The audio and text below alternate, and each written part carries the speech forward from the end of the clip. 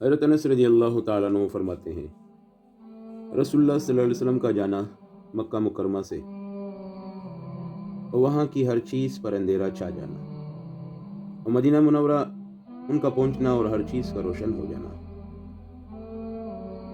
عن انس رضی اللہ عنہ قال لما خرج رسول اللہ صلی اللہ علیہ وسلم من مکہ أظلم منها كل شيء ولما دخل المدينة أضاء منها كل شيء فقال رسول الله صلى الله عليه وسلم المدينة بها قبري وبها بيتي وتربتي وحق على كل مسلم زیارتها۔ حضرت انس رضی اللہ تعالیٰ عنہ فرماتے ہیں کہ جب رسول اللہ صلی اللہ علیہ وسلم ہجرت کر کے مکہ تشریف لے گئے، مکہ سے چلے گئے، تو وہاں کی ہر چیز پر اندھیرا چھا گیا، اور جب مدینہ منورہ پہنچے تو وہاں کی ہر چیز روشن ہو گئی۔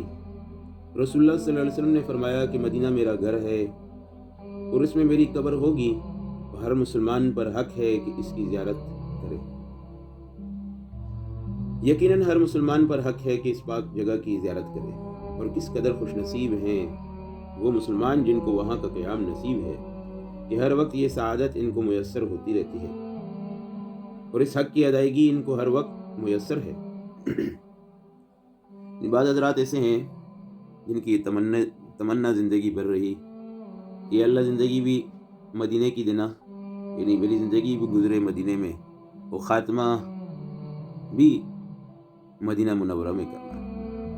حضرت امام مالک رحمہ اللہ وہ عظیم ہستی ہیں کہ حج کے علاوہ ساری زندگی مدینہ منورہ سے باہر نہیں نکلے تاکہ کہیں یہاں کی موت سے محروم نہ ہو جاؤں۔ حضرت امام مالک رحمہ اللہ وہ عظیم ہستی ہیں، وہ عاشق رسول ہیں، محبوب کے شہر سے بھی وہ عشق رکھتے، زندگی بھر کبھی چپل پہن کے نہیں گزرے کہیں سے بھی، مدینہ کی کسی جگہ سے نہ معلوم کہاں محبوب نے جو ہے پاؤں مبارک رکھا ہو۔ وہ فرماتے ہیں کہ اس محبوب کی احادیث مبارکہ بیان فرما رہے تھے، اور ایک درس کے دوران 16 بار ان کے چہرے کا تغیر اور اس کے جسم میں لرزہ سا طاری ہوتا۔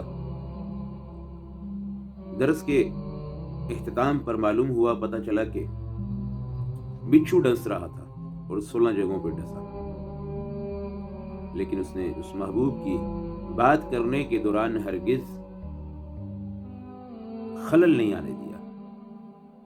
جہاں محبوب پسند تھا ان کا شہر بھی پسند تھا، ان کی بات بھی پسند تھی، ان کے طریقے بھی پھر ایسے مومن مسلمان کے لیے اچھے ہوتے ہیں اور فہم میں آتے ہیں عمل میں لانے کے لیے۔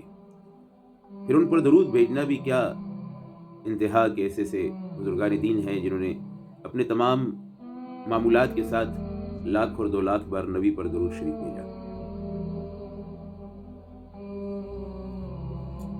اللہ تعالیٰ ہمیں عشق صحابہ والا، تابعین والا، تبع تابعین والا، اسلاف والا نصیب فرمائے۔ امام حنیفہ رحمہ اللہ ایک بار بہت طبیعت خراب ہو گئی تو کسی کو کہا مدینہ منورہ سے جو ہے نکل کے جانا ہے۔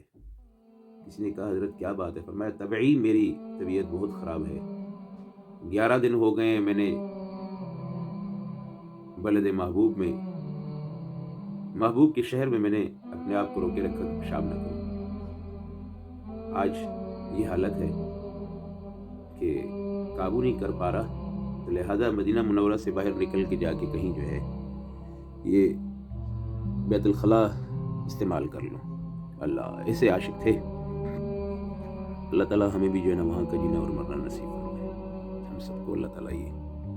حضرت عمر بن خطاب رضی اللہ تعالیٰ عنہ فرمایا کرتے اور صحابہ شہادت مانگتے ہوئے کہتے کہ اللہم انی اسألک شہادۃ فی بلد رسولک، یا اللہ میں تجھ سے جو ہے سوال کرتا ہوں شہادت کی، اور وہ بھی تیرے رسول کے شہر کی۔ اللہ، شہر بھی محترم، حرم بھی احترام بھی اور پرامن بھی، واللہ نے جو ہے ایک ملعون کو منتخب فرمایا کہ وہ شہادت کا ذریعہ بن گیا اس کا۔ فیروز لؤلؤ عین صبح نماز کے وقت فجر میں وار کیا خنجر کا، اور اللہ نے ان کو جو ہے شہادت سے سرفراز فرمایا۔